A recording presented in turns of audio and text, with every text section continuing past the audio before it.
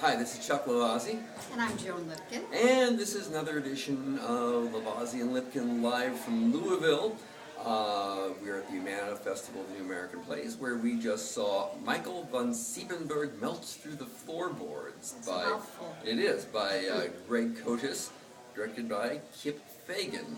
Here's the summary of what the show is about. Immortality was once tasty for 500-year-old Austrian Baron Michael von Siebenberg, but the existential grind of modern living has worn him down. It's a hilariously dark comedy about the monsters that still lurk in our midst and the rigors of vampiric immortality. So, basically, it's kind of a Monty Python style parody of vampire stories. So, Joan, what do you think?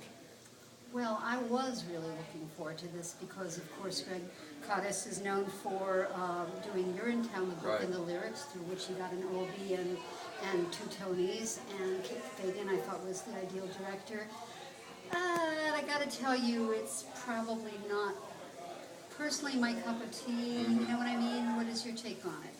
My take on it is pretty similar to Joan's, as a matter of fact. It was one of these things that looked like a great concept. I liked the idea of a send-up of vampire stories, but partly I found their take on it a bit unsettling. The gag behind this is that vampires stay alive by actually eating their victims, and to me it had like kind of ugly and unpleasant resonance with the story of Jeff Dahmer, with serial killer stories in general. The whole thing struck me as creepy and not necessarily in a good way. There were very funny moments, but there were also parts that I thought were kind of, again, overwritten. The first act is, again, about 10-15 minutes too long. They repeat some gags that really don't work. There's a scene with a couple of cops that really could be dispensed with entirely. Great tech, though. Fantastic tech, some wonderful acting. Yes, wonderful acting. And interesting to sort of see...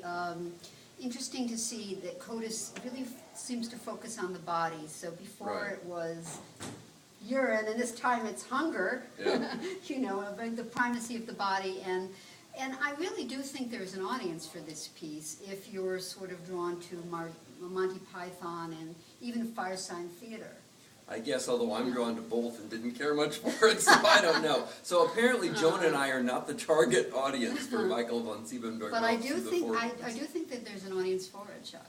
Absolutely. Okay. So anyway, we'll be coming back to you after the next show. Yes, our next show, which is The Hour of Feeling. We'll be letting you know about that. Meanwhile, you know, you can join in the conversation on Twitter. You can use the HF36 hashtag. Follow me on Twitter at @CLavazzi, and of course you can see Joan's commentary on the entire Humana Festival at vitalvoice.com. Yes? Yes.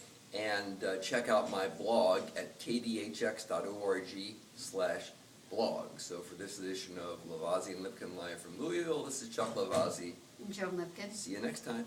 Bye.